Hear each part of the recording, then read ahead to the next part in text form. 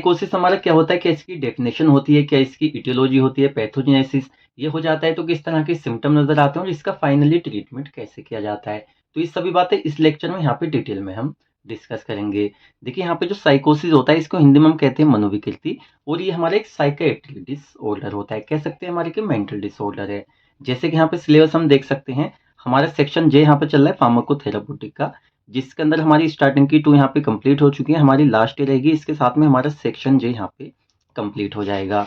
तो चलिए बिना टाइम वेस्ट किए इसको यहाँ पे हम देख लेते हैं।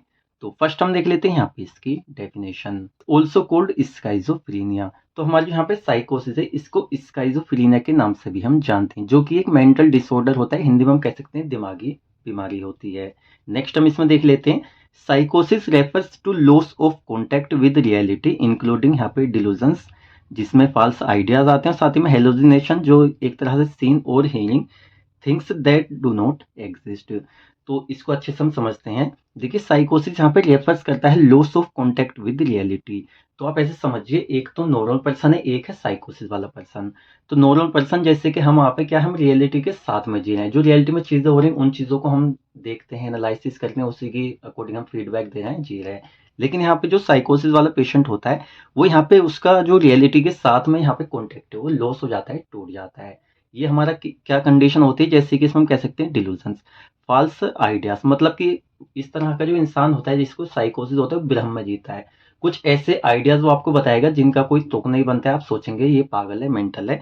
सेकंड यहाँ पे हेलुसिनेशन, मतलब सीन और hearing things do not exist. इसका सीधा एग्जांपल आपने मूवीज वगैरह में देखा होगा या अपनी सोसाइटी में देखा होगा। कुछ लोग होते हैं जिनको अजीबोगरीब आवाजें सुनाई देती हैं जो आपको नहीं सुनाई देती हैं, या उनको कुछ ऐसी चीजें दिखती, कहते हैं ना भूत दिख रहे हैं मुझे। अब असल में भूत वगैरह होते नहीं है, ऐसा एक मतलब जो साइंटिफिक स्टडी है वो हमारी कहती है। तो ऐसा कुछ होता नहीं, लेकिन लोगों को दिखाई देते हैं, तो लोग सीधा कह देते हैं चलिए भाई भूत दिखाई दे रहे हैं। लेकिन असल में क्या होता है, जब भी साइंटिफिक स्टडी हमारी की गई है इन केसेस पे, तो यहाँ पे कुछ ना कुछ बीमारी ही देखने को मिलती है। तो इसको कहते हैं यहाँ पे हेलुसिनेशंस। तो ये सब किसके साथ में होती हैं, जिस बंदे को यहाँ पे साइकोसिस हो जाता है। तो ये होता है हमारा साइकोसिस। आई थिंक आपको अच्छे से समझ में आया होगा। इसमें नेक्स्ट हम देख लेते हैं, it is a mental illness. तो क्या है हमारी, ये दिमागी बीमारी है, मतलब हमारा जो दिमाग अच्छे से काम नहीं कर पा रहा है, क्यों नहीं कर पा रहा है, इसकी पैथोजेनेसिस में हम देखेंगे।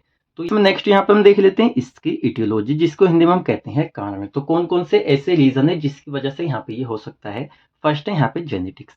देखिए जेनेटिक्स का मतलब होता है आपकी फैमिली हिस्ट्री चली आ रही है, मतलब आपकी फैमिली में पहले भी किसी को उसके जीन्स आप में ट्रांसफर हो रहे हैं, तो आपको ये फैमिली से भी मिल सकता है जेनेटिक्स।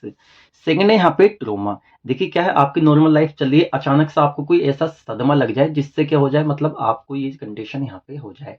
क्या होता है, जैसे ट्रोमा, कोई सदमा आपको अचानक से लग गया जिससे आपका जो दिमागी बैलेंस है वहाँ पे खो गया, उसके बाद आप कुछ चीज़ ऐसी सुन रहे हैं, दिखाई दे रहे हैं जो असल में नहीं है, तो ये हो सकता है। सेकंड यहाँ पे ब्रेन सिस्ट, मतलब कि ट्यूमर। क्या होता है, आपकी ब्रेन में सिस्ट वगैरह हो सकती है जिसकी वजह से हो सकता है। HIV जो डिसीज होती है यहाँ पे, एड्स हम जिसको कह सकते हैं, तो इसके होने से भी क्या हो सकता है, ये चीज़ें यहाँ पे कॉज हो सकती हैं। स्ट्रोक हो सकता है, साथ ही में पार्किंसोनिज्म एक डिसीज हमने डिफार्मा सेकेंडरी में आपको पढ़ाई है, तो वो भी इसका एक रीजन हो सकता है। और यहाँ पे लास्ट में है साइको एक्टिवेट ड्रग्स। कुछ हमारी ऐसी ड्रग्स आती हैं जो हमारे साइको एक्टिवेट करती हैं, तो वो ड्रग्स इसका रीजन यहाँ पे हो सकती हैं। तो कुल मिला के हमारे रीजन है, इनसे अलग भी हमारे हो सकते हैं। तो इन सब रीजन की वजह से यहाँ पे क्या साइकोसिस हमारा कोज हो सकता है। तो ये हो जाता है। अब नेक्स्ट हम देख लेते हैं यहाँ पे इसकी पैथोजेनेसिस। तो पैथोजेनेसिस में यहाँ पे हम देखेंगे स्टेप बाय स्टेप कैसे हमारी बॉडी में ये कोज हो रहा है। अब देखिए यहाँ पे इटियोलॉजिकल फैक्टर। इटियोलॉजिकल फैक्टर हमारे ये सारे यहाँ पे आ जाएंगे, जैसे कि या तो आपको ट्यूमर वगैरह हो गया है, या आपको जेनेटिक्स है, ब्रेन सिस्ट है, या स्ट्रोक है। कुल मिला के कोई भी हमारा इटियोलॉजिकल फैक्टर रहा, ये हमारे यहाँ पे लिखे हुए, इससे अलग भी कुछ हमारे हो सकते हैं। इन सभी ने मिलकर यहाँ पे क्या क्या न्यूरो इन्फ्लामेशन कोज कर दी। न्यूरो इन्फ्लेमेशन से यहाँ पे मतलब है, जैसे हमारी जो पूरी क्या होती है, नर्व्स होती है, हमारे न्यूरॉन्स वगैरह होती हैं, तो सभी में पूरी जो हमारा सिस्टम है ना यहाँ पे, जो पूरा हमारे यहाँ पे नर्वस सिस्टम वगैरह पूरा चल रहा है, तो वो यहाँ पे क्या होता है, उसमें इन्फ्लेमेशन हो जाती है। अब देखिए ये जो हमारी लाइन है ना, ये बहुत ही ज्यादा डीपली इसको यहाँ पे हम समझ सकते थे, जैसे कि आपको हम स्क्रीन पे दिखा देंगे यहाँ पे एक इसका डीपली पैथोजेनेसिस।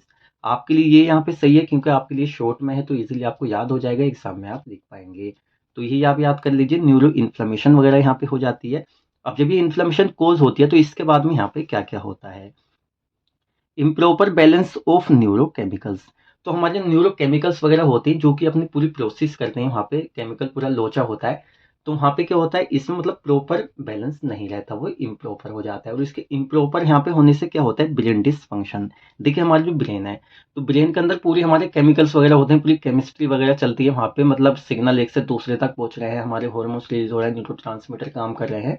तो यहाँ पे क्या होता है, ये हमारे इम्प्रॉपर हो जाते हैं, जिसकी वजह से हमारे जो ब्रेन को फंक्शन करना चाहिए ना, पूरी इन्फॉर्मेशन एक से दूसरे को पहुंचानी चाहिए, खुश रहना चाहिए इंसान को, या जो रियलिटी है उसमें जीना चाहिए, वो सब चीज़ें यहाँ पे मतलब डिसफंक्शन, उसके फंक्शन बिगड़ जाते हैं, इसलिए उसको वैसे कुछ चीज़ें सुनाई देती हैं, दिखाई देती हैं, जो असल में एग्जिस्ट ही नहीं करती हैं, या उसको क्या भ्रम में वो इंसान जी रहा है। तो ये सब चीज़ें यहाँ पे हो जाती हैं, जिसकी वजह से जो डिसीज हमारे यहाँ पे डिसऑर्डर साइकोसिस हमारे ये कोज हो जाता है। तो एक तो हमारा ये हो गया सेकंड, और इसमें सेकंड यहाँ पे हम देख सकते हैं न्यूरो प्रोग्रेसिव चेंजेस यहाँ पे आने लगते हैं, जिसकी वजह से हमारी जो ब्रेन की सेल्स होती हैं उनकी डेथ होने लगती है। अब देखिए ब्रेन की सेल्स की अगर डेथ हो जाएगी तो भाई ब्रेन की फंक्शन तो वहाँ पे डिसफंक्शन हो जाएगी, वो काम ही नहीं करेगा, भाई सेल्स तो हमारी मेन चीज़ है। तो वहाँ पे अगर उनकी डेथ होती है तो उसकी वजह से भी यहाँ पे जो साइकोसिस है हमारे लिए कोज हो सकता है।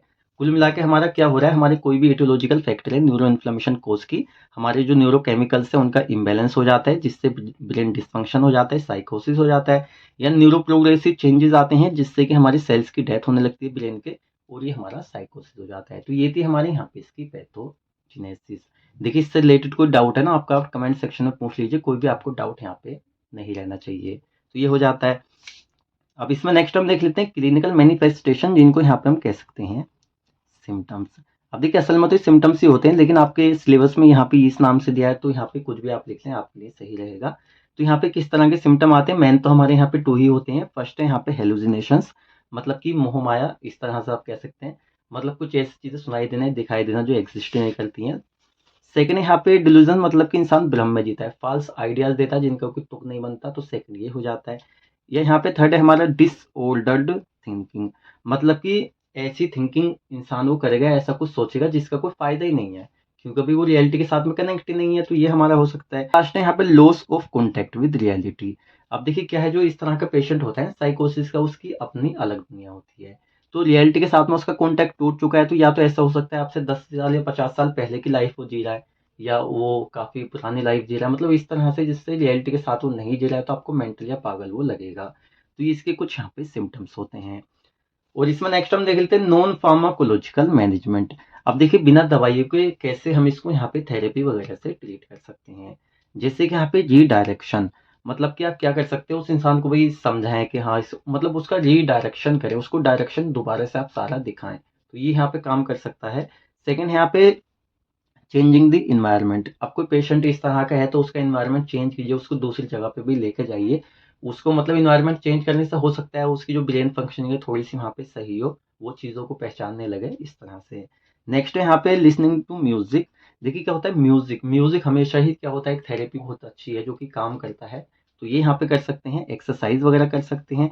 साथ में यहाँ पे केयरिंग बाई फैमिली मेंबर्स।